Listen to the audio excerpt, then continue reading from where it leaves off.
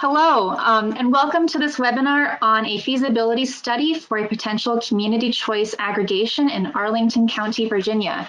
My name is Melissa Goodwin, and I am your host for this webinar and a project manager for operations and volunteer engagement at AGU's Thriving Earth Exchange.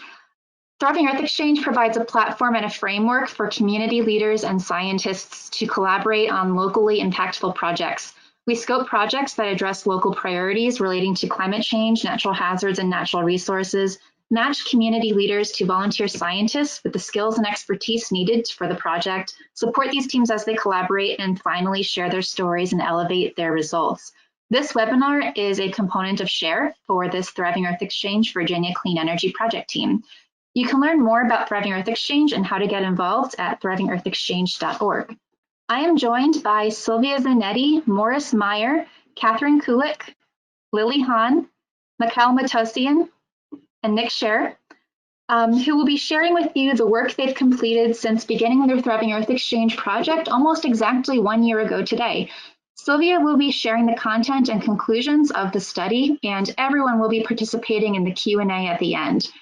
2 housekeeping notes, please, before Sylvia begins. First, this webinar will be recorded. We will share the recording, slides, and a download link for the feasibility study after the webinar. And also, please submit any questions you have in the chat box throughout the webinar. We will answer any Q&A at the end. So with that, Sylvia, please take it away. Hi, thank you, Melissa.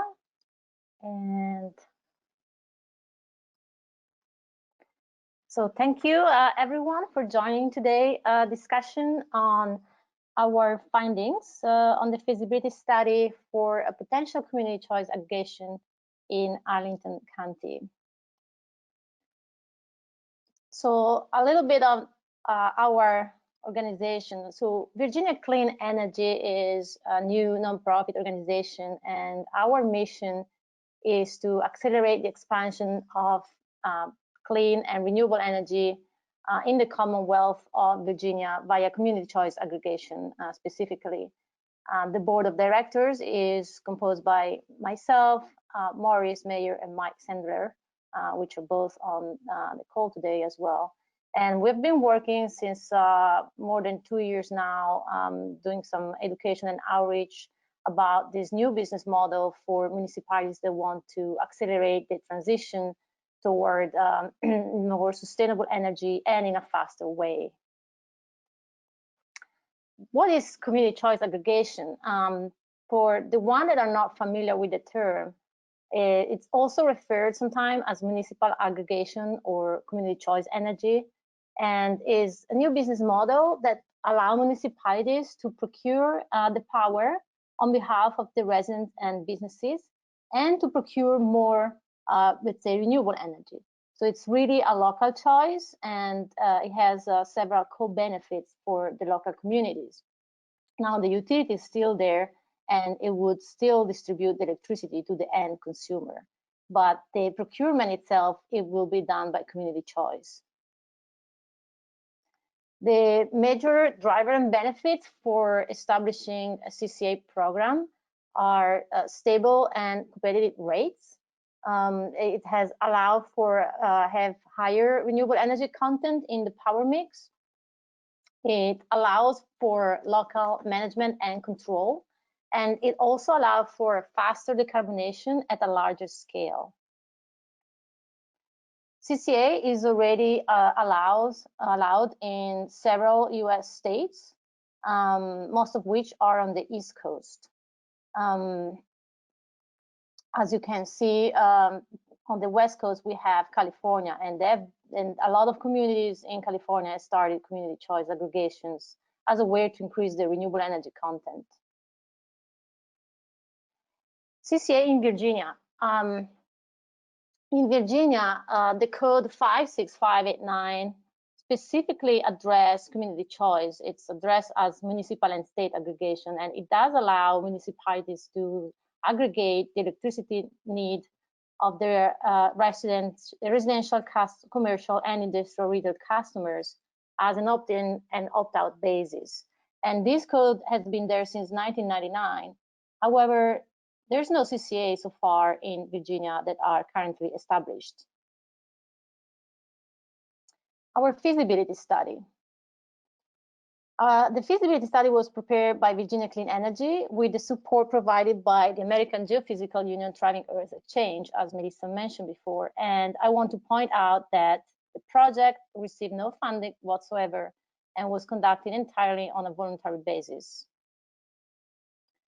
The team is composed by myself and Maurice, which are Virginia Clean Energy, and then our colleagues, scientists, which are also on the call and you saw before, and then Melissa from the AGU, and some other AGU coordinators that help us throughout the project.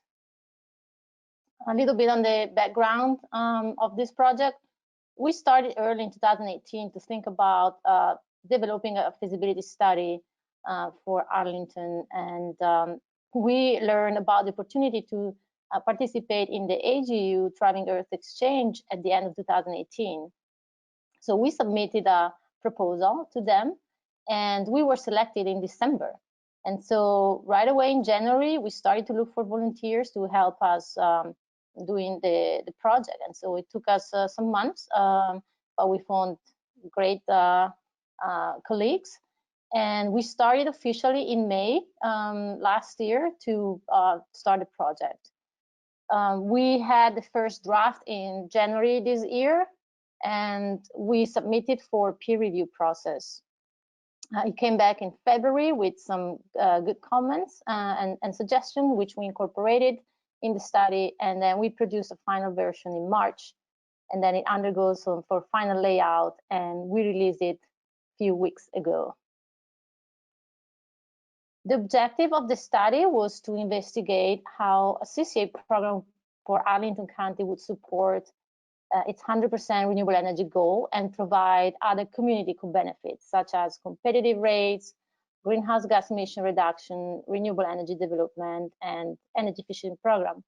I want to highlight that Arlington County was not a partner on this project, but we choose to have Arlington County because of their progressive community energy plan and their goals to get to 100% renewable energy. General assumptions for the study. So we estimated that the CCA would be an opt-out program. That means that customer would automatically be enrolled in the study, in the program, and they would opt out if they wish to. The assumption that we would enroll everyone in one phase, sometimes it's done differently, but that's our assumption here. And also with the assumption that we would procure the power through a competitive service provider selected via request for proposal. A little bit on the electricity accounts in Arlington. We can see from this graph that 94% of the accounts are residential and only 6% are commercial. And they have around 90,000 accounts as of 2018. And they've been slightly increased throughout the years. In terms of usage, we can see that the majority, approximately 70%, is used by commercial sector, while 30% is used by the residential sector. And again, it has been increased and a little bit decreased too because of the use of energy efficiency. But in 2018, it has slightly increased again. Now, we also analyzed the aggregated monthly electricity usage for the 3 years. And what we found is that the electricity usage follows a general pattern and does not differ from a year to another too much. We also calculated the hourly load duration curve for 2019. And we can see that the peak load in 2019 was estimated 543 megawatts, while they had a minimal load of 156 megawatts. So we can also see that the peak load above 500 megawatts, it was only a small amount of time. And this could be curbed with the use of energy efficiency.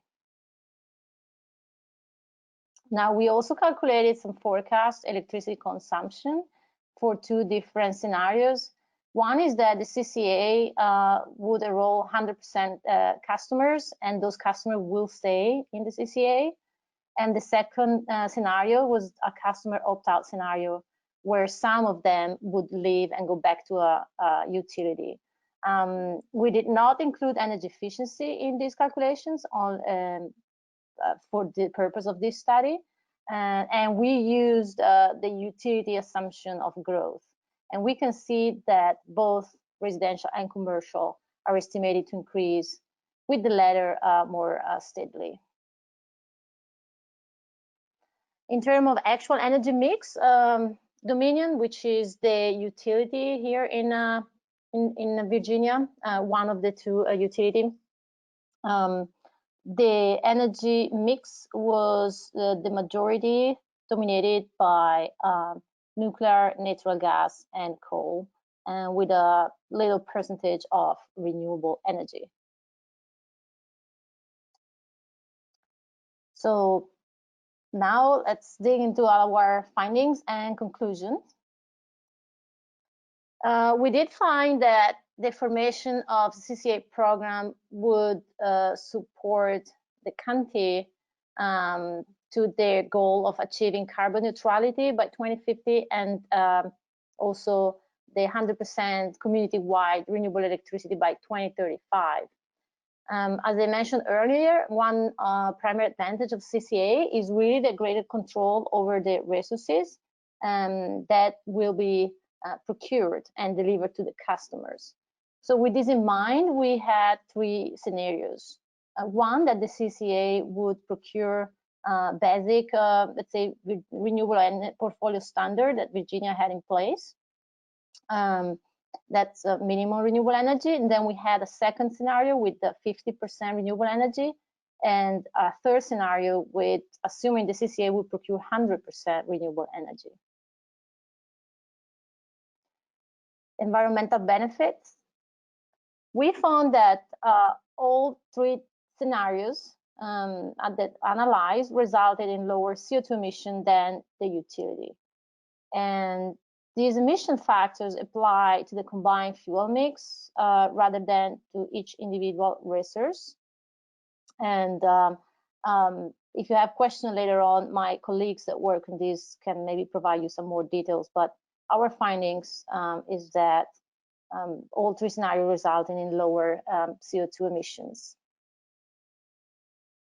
And we also tried to visualize how those reductions would mean in terms of how many cars would be taken out of the road by doing this. And you can see, for example, that in the scenario where we would procure 100% renewable energy, it is equivalent of reducing the number of cars by more than 200,000, which is in the same order as the population of Arlington County. So and that is annually.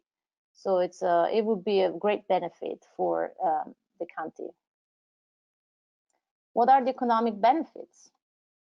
Our case study, we analyzed a residential retail price for the CCA, procuring 100% renewable energy on the wholesale market compared to the actual utility bill. And our results was that the average retail price was 7% lower for the CCA compared to the utility. And you can also see from this graph that also the prices are competitive with the incumbent utility for most months. Now a little bit more into the detail on the breakdown of the CCA and Dominion prices. So on the left of the chart, you see the CCA breakdown, and on the right, you see Dominion. On the top, on the half top, you see the elements that are common to both, and they're the same, which are transmission, distribution, and riders. On the bottom, you see the one that made the difference. And the CCA include the generation and the renewable energy certificates, and also the CSP profit and a small CCA fee. And for Dominion, you see the generation component and the fuel rider. Now, if you combine generation and fuel rider together, the total generation cost for the CCA is lower than Dominion.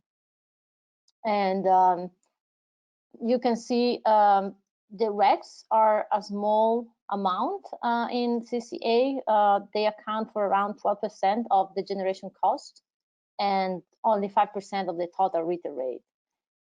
Our main finding here was that the fuel rider has a substantial impact on Dominion's total retail price, and it accounts for about 19% on the total price.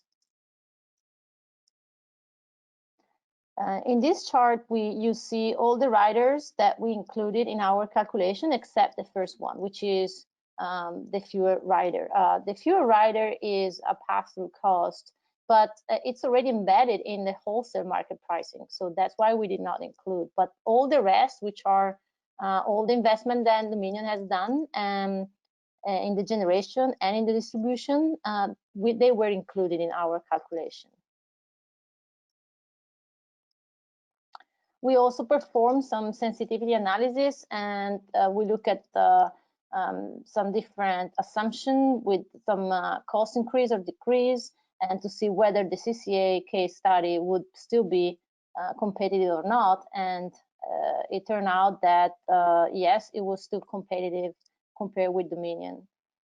For instance, we analyzed an increase or decrease of both generation and fuel rider singularly and at the same time, and even in the extreme case scenario where Dominion generation and fuel rider were decreased by 5%, the CCA retail price will still be competitive.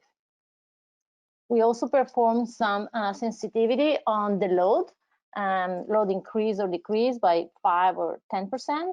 And again, we found that the CCA price was still competitive compared with Dominion.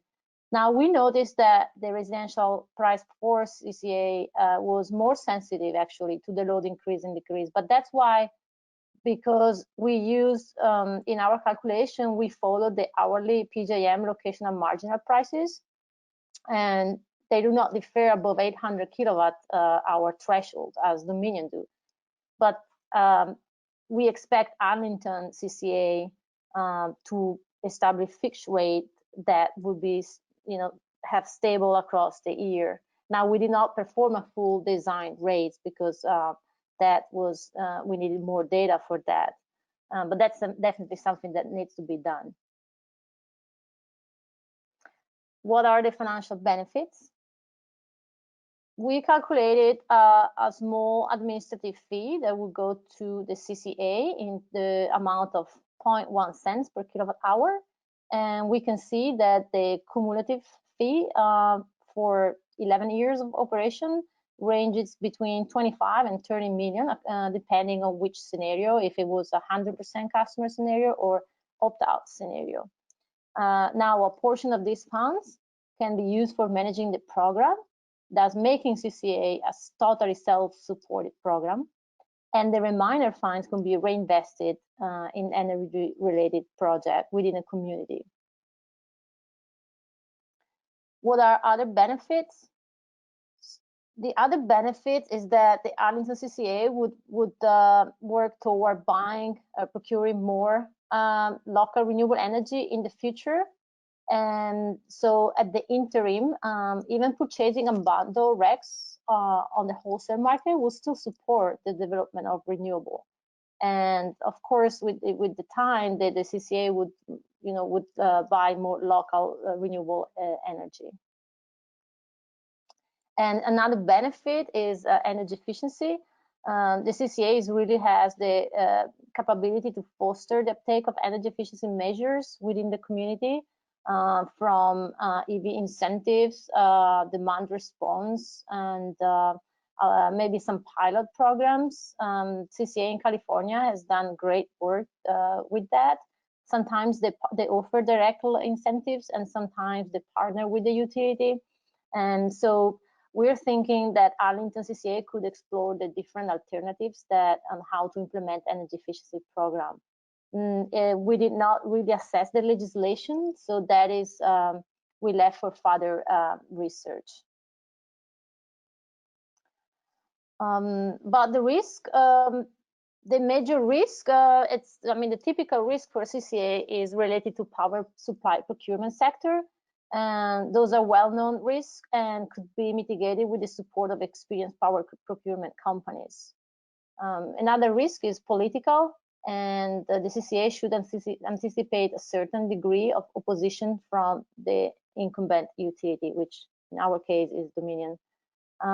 Legislative and regulatory risk, it's important to monitor the legislation because something new could come up and could maybe disrupt the CCA or put some barriers. Financial and credit risk at this moment, they should be minimal because the Arlington CCA would procure electricity via third-party CSP, and so those financial and credit risk would follow into the CSP mainly.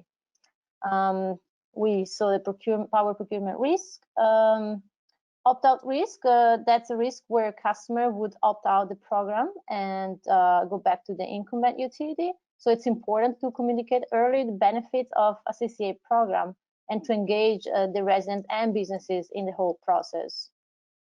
And another risk that for a CCA is the so-called exit fee risk. Now, this exit fee is only applied to CCAs in California so far, and is not specifically addressed in CCA in the code in Virginia. But nonetheless, this needs to be monitored. About governance and operational options, typical CCA is can be done by a single jurisdiction alone, which take all the benefits but also all the risk and liabilities, or with a multi-jurisdiction CCA, where more than one jurisdiction they get together and form a joint power authority. From our study, it seems that the multi-jurisdiction CCA is currently not available in Virginia.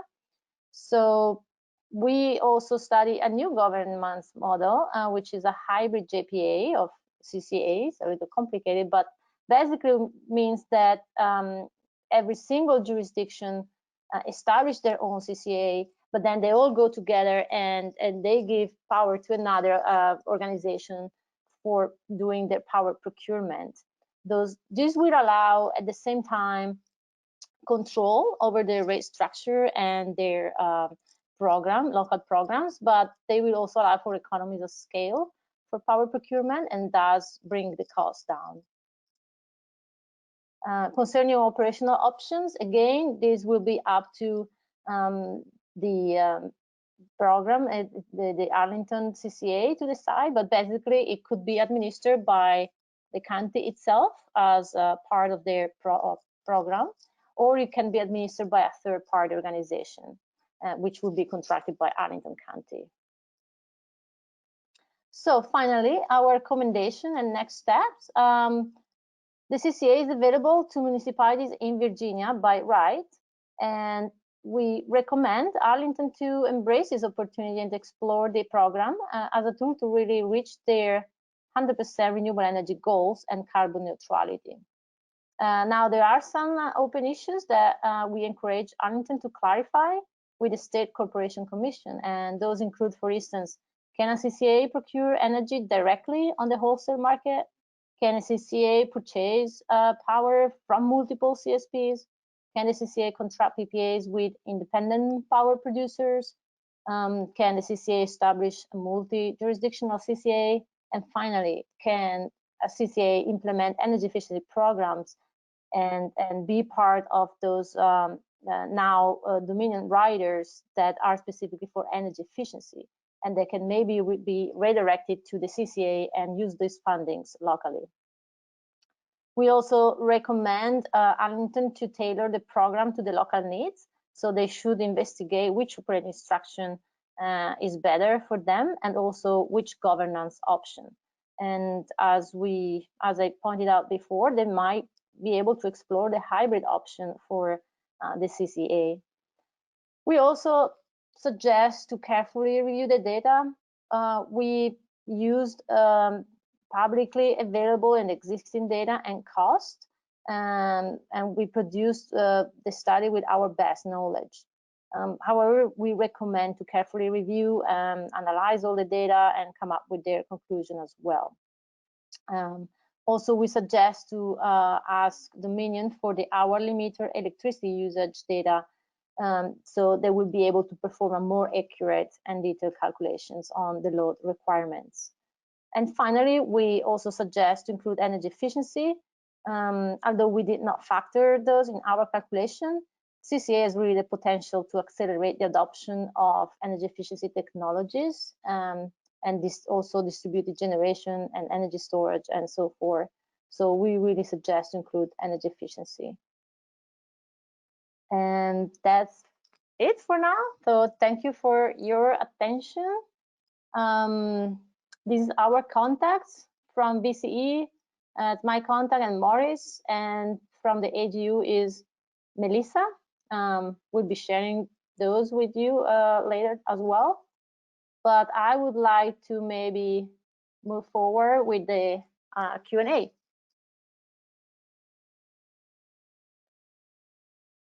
Thank you, Sylvia. And while the other panelists join us back on video, I encourage all the attendees on the webinar to please go ahead and enter any questions you might have into the box.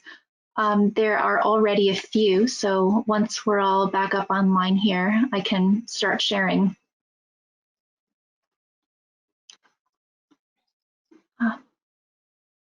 Almost here, okay. So thank you so much, Sylvia, for that amazing summary of a very long report. That report is currently available for download at virginiacleanenergy.org. So I definitely encourage folks to check it out for more. In the meantime, the first question for you all is regarding the rate structure. How do your design assumptions compare to the way CCAs are designed in California or even other states? Is Morris on the call?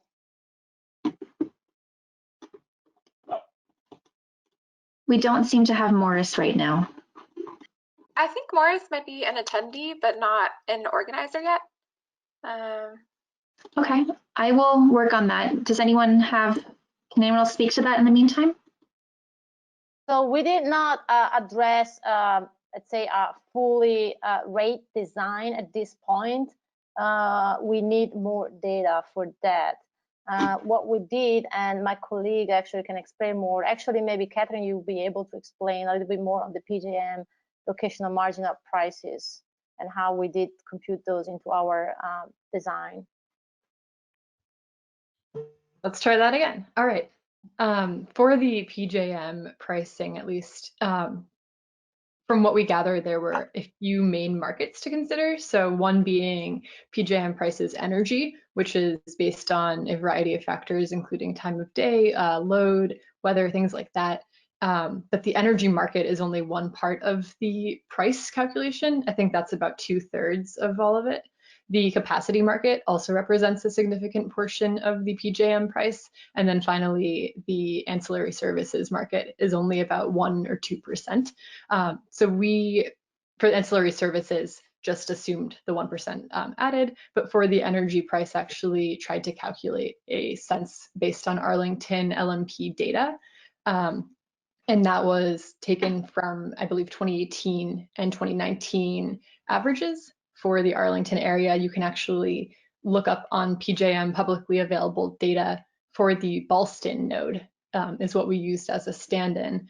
And that at least represented part of our assumptions about pricing for Arlington. The other parts of the rate structure, I think I'm less familiar on, but at least for part of that, we did try to look at what Dominion was using and understand the fuel charge, for example, and other parts of that bill that would go into it. So I think that's part of the answer. Hopefully that clarifies it a little bit. I think another part of that question was whether California CCAs also assume that they'll be purchasing unbundled RECs. So I think Sylvia could probably talk more about this, of like purchasing unbundled RECs versus purchasing local renewables, and how California does things and how we might do things in the future. Yes, so in California, it's specifically required to basically not, or buy very, very little amount of unbundled RECs. They're trying to buy bundled RECs, which is basically buying the electricity together with the renewable energy content. It's normally separated, bundle or unbundled. So that's how they do in California. Now in Virginia, there's not that specific requirement yet. And that's why in our study, we assume we will buy renewable energy certificates, so unbundled renewable energy on the PJM market, but also because and that's an open issue, is whether the CCA could do direct purchasing with the local power producers, and that's what we want to do.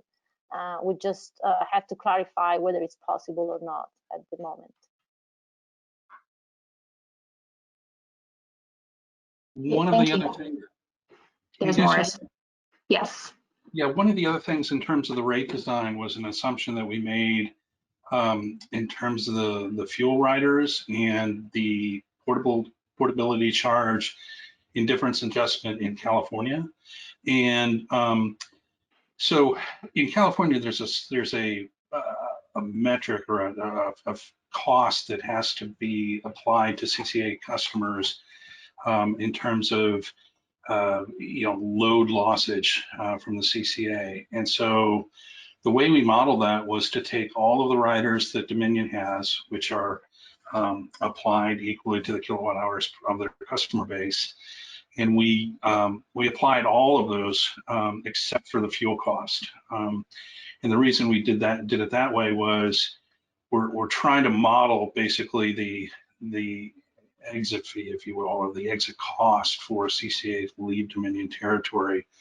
And so we modeled purchasing power on the PJM along with capacity, ancillary services, and fees. And since energy on the PJM comes with the fuel included, we did not include the rider rate fuel charge. So that's how we put together our cost comparison. Thank you. There's another question in our list about Dominion, actually. They have quite a bit of power within the state of Virginia. How do you expect this to fit within that existing utility structure? Well, they did have essentially veto power on legislation 2 years ago. But last year we gained a trifecta in the legislature with the House of Delegates and the state Senate flipping to Democratic control. And Dominion is still sort of the big dog in terms of the SEC, but the regulatory structure is now shifting to be more in line with renewable development, cost containment for ratepayers, and that sort of thing. Their 2020 IRP that just dropped is a little bit sly, I would say, in terms of they talk about the VCA and how that the Virginia Clean Economy Act and how that would is affecting their modeling, but they're still kind of holding on to wanting to build new new natural gas power plants. So I think it's going to take a number of legislative cycles until Virginia gets close to California as a clean energy state, or Massachusetts. So. Great, thank you. Another question here. It's asking about the fixed price design that you used. Why do you think Arlington County could adopt that? Can you talk a little bit about the reasoning behind that element of your study? Well, we didn't do a fixed price design as our output. Well, I mean, the output of our study is a fixed price design, but the input of the study, which used something that Catherine came up with, was to go out to the PJM, look up the locational marginal pricing for Arlington, and then we looked at the usage, the hourly usage for Arlington, and then basically made that proportional to the load numbers that we had from Arlington, which were on a month-by-month basis. So our we didn't necessarily have to have a fixed price, but you know, it sort of worked out better to kind of compare the Dominion Schedule 1 renewable tariff on a year-by-year basis, or month-by-month month-by-month basis. And so what we did was we modeled the seasonality of the Dominion tariff to come up with their pricing structure, and then we compared that with the PJM pricing and load data that we could generate for the Arlington Halston node. Yeah, so if I may add, so that was not a fixed tariff, that was just an average throughout the years. So I just put up a slide, and maybe Catherine can comment about how the price actually changed during a specific time and during the day. Absolutely. So I think, as you can see from this chart, especially the actual price of power at Arlington does vary a lot hour by hour and day by day.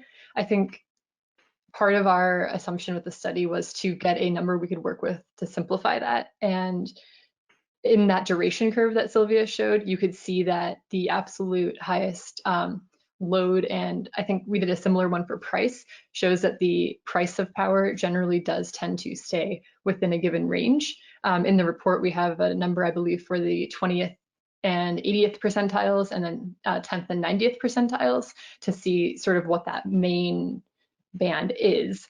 But if we were given more time, and I think I'm actually going to fold in Stephanie's question as well. She asked about if the study was done all part of a volunteer basis, or if the staff were paid at all. And the short answer to that is the staff were not paid at all. This was 100% volunteer hours that we all put time into.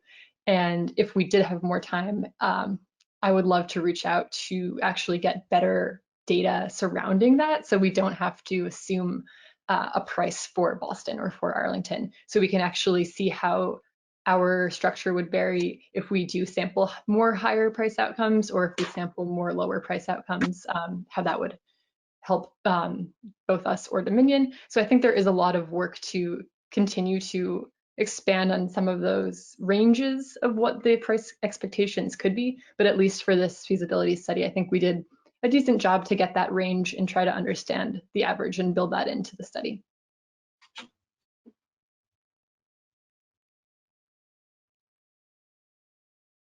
Lily, were you going to add something? Another question here. It's using an acronym, so please forgive me if I reference the wrong thing. But there's a question about whether there is a history of Arlington or other counties in Virginia taking a CCA proposal to the Virginia State Corporation Commission. Did you guys encounter anything like that in this work? Yes, we did. Maurice? Yeah, so Dominion and the State Corporation Commission had a pilot around 2004, and it was in 4 different localities. The Fairfax City did create a municipal rule to start it up, but I'm not sure if any of the municipalities went down to the SCC individually, because the program was managed between Dominion and the SCC, and it was kind of like a sort of a half step, if you will. Yeah, and also, if I may add, it was limited in numbers. There was only certain amount of customers allowed, and there was only a certain amount of electricity load allowed. So it was not really a full municipality aggregation. But as far as we know, it never really started, and was also limited in time. It was supposed to be a few years pilot. It was also a little bit before the natural gas boom that brought down electricity prices. And so that, that was another factor.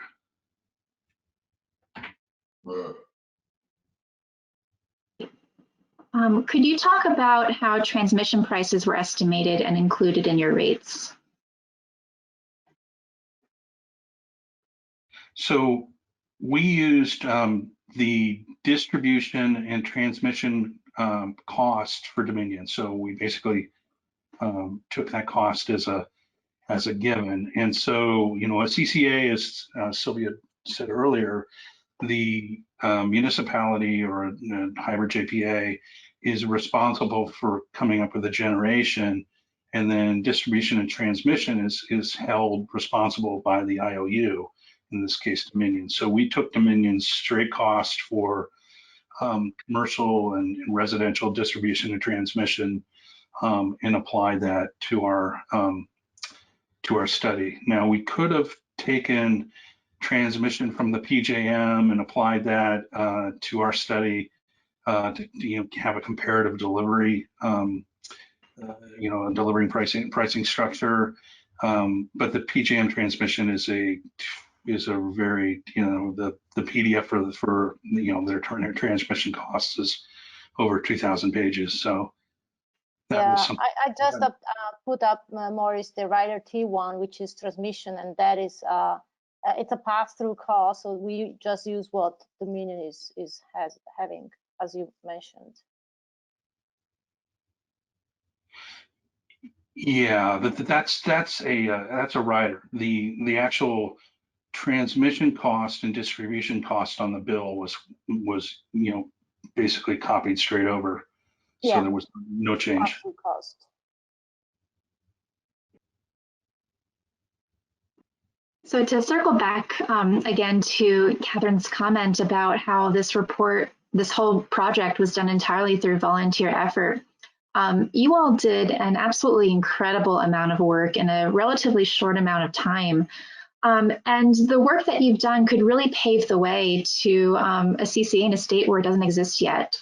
And it's not hard to see this potentially following in other states as well. So the question here now is, what advice would each of you have for other groups who might be looking to do something similar in other states? We'll suggest, so thanks for the nice comments. First of all, we really appreciate it. We really put a lot of time and effort in this project. We're all passionate anyway.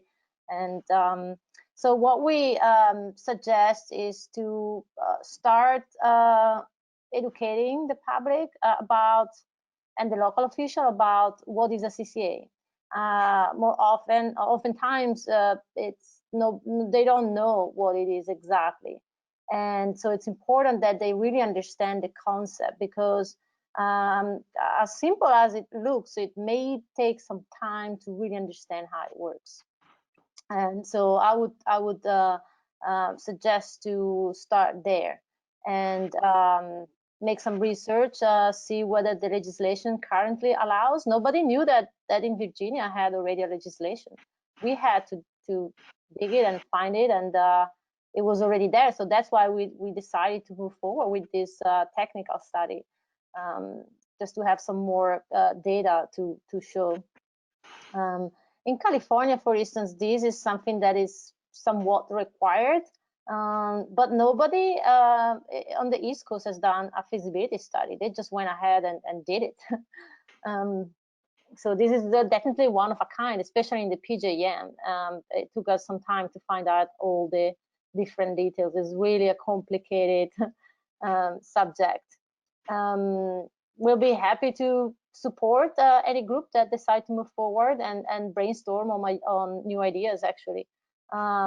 There's also our partner organization. It's called Lean Energy, and I think they're trying to put together some effort. They basically monitor the local, it's the slide that I show at the very beginning where it says where is allowed CCA, and they might also have way to help local communities to really start that bring in the CCA concept.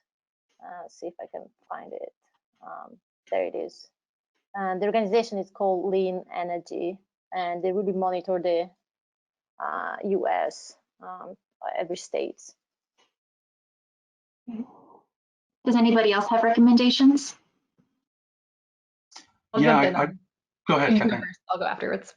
Okay, so when we started this effort in November 2017, this was after the Virginia elections, and basically the House of Delegates got, was sort of a, it was 49-51, so the Democrats hadn't taken control.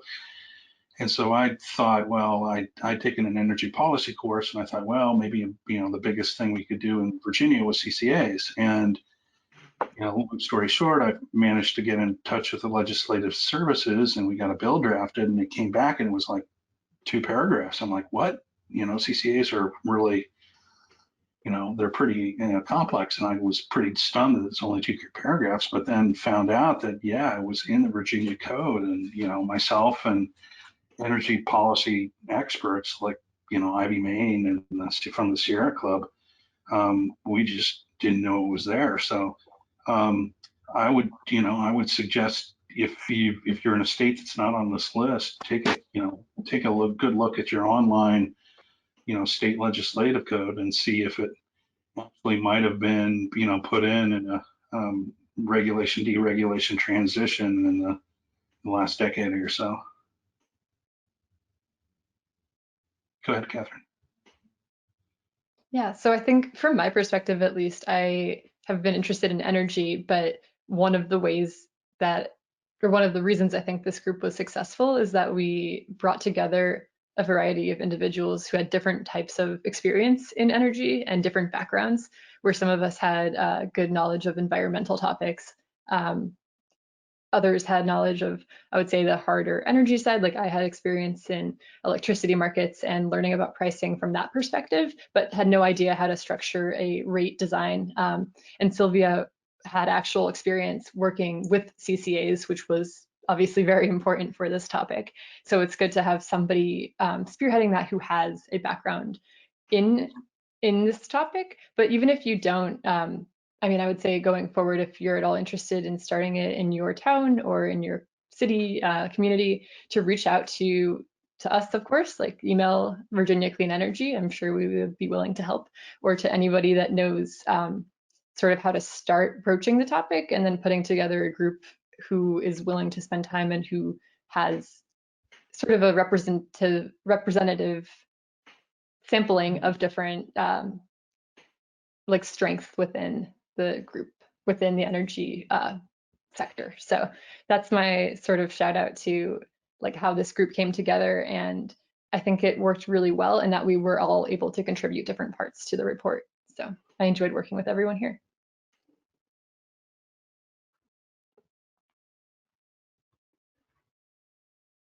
Anyone else?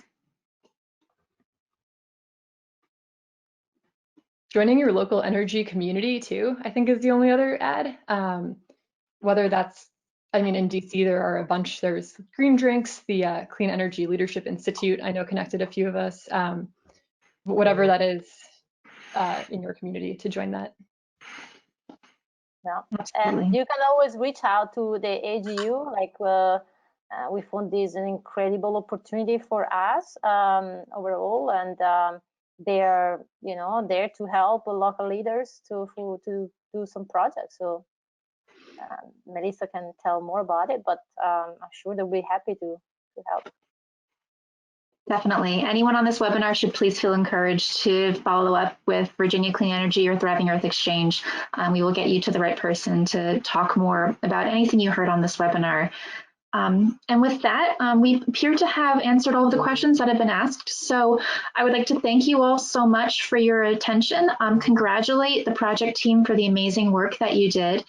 And with that, I think we can end the webinar. As a reminder, this has been recorded.